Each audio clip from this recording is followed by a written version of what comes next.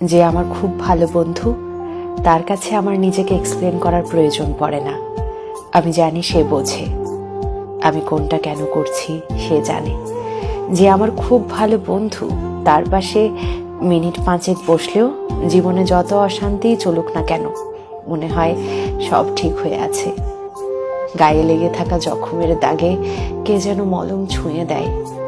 যে আমার খুব ভালো বন্ধু, সে আমার ভুলেও আমার বন্ধুই থাকে। কান মুলে আমার ভুলটা বুঝিয়ে দিয়ে আবার পাশে পাশে হাঁটে, চলে যায় না।